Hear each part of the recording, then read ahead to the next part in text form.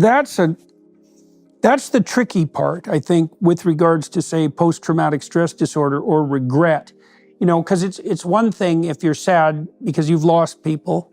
It's another thing if you're blaming yourself because you believe, and maybe with some cause, that you've made a mistake.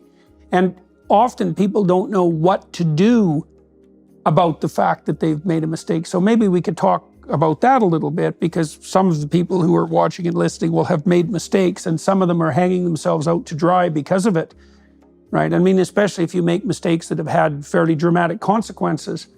So, and this ties in, I would say, also to the motif of forgiveness, because there's not much difference between forgiving other people and forgiving yourself. And you can't just do that by saying that you're going to do it.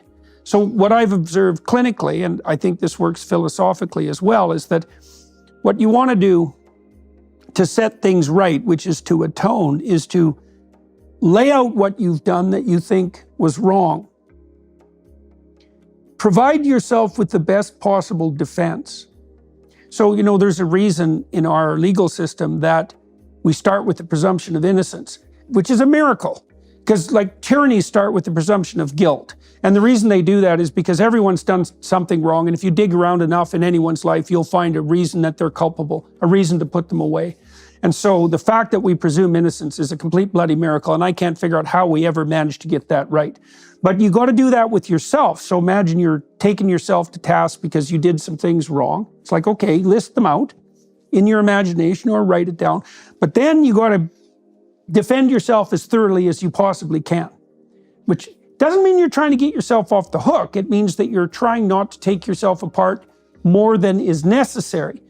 And then you might ask, well, if I've done something terrible, maybe what's necessary is that I commit suicide, is that I pay the ultimate price for my sins. And people will do that when they're depressed. And that's not right, because actually what you want to do to atone is to set yourself back on the right track. So the precondition for forgiving yourself is, first of all, to sort out whether or not you're accusing yourself too viciously, like a tyrant.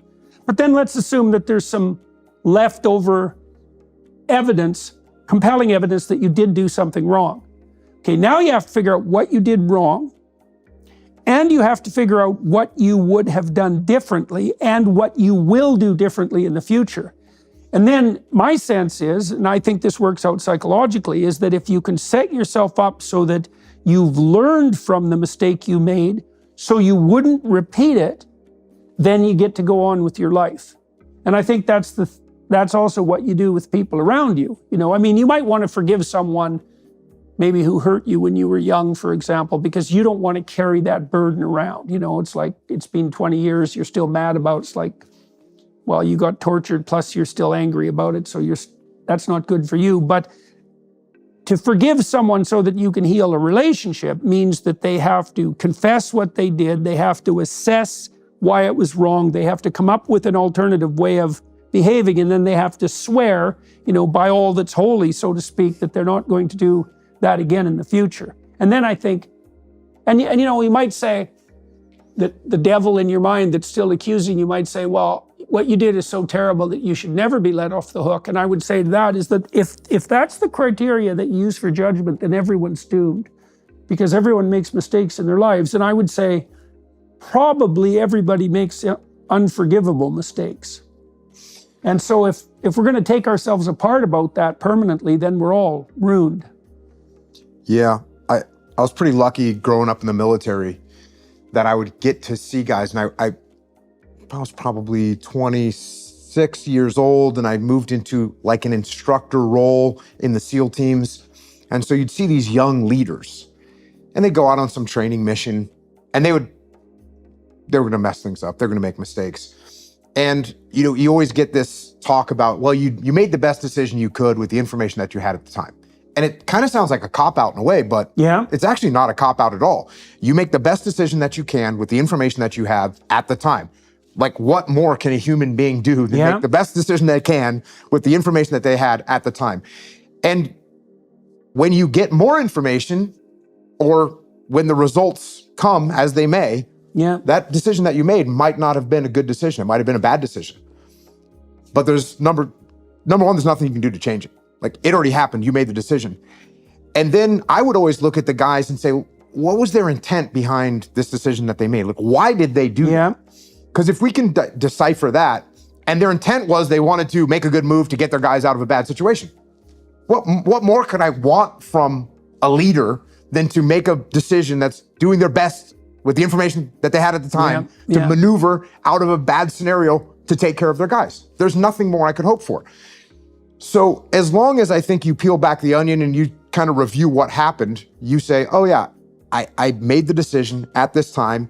Of course, if I had this other information, I change it, but I did what I did. The result was not what I wanted. It's not what I intended. Here we are. And now you can either beat yourself up or you can say, here's some lessons I've learned from it.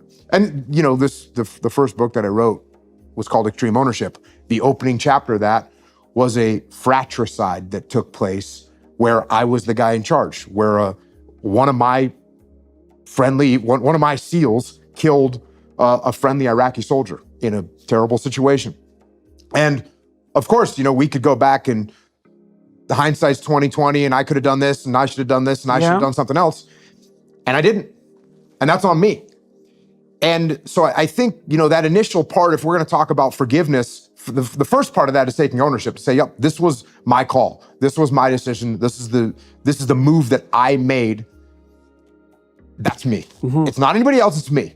Because the minute you start saying, well, this person did that and this person, you know, the enemy did this and we didn't expect that. The minute you start casting blame on other people, now I think you're lying to yourself. And I think that's going to cause more problems. So saying, yes, this was a decision I made. This was the information I had at the time. It ended up being a bad decision. Here was my intent behind it. And I've got to move forward. If you want to, you know, I always talk about you want to learn, but you don't want to dwell. If you dwell on the past, if you dwell on the mistakes that you made, like you said, everybody is just doomed.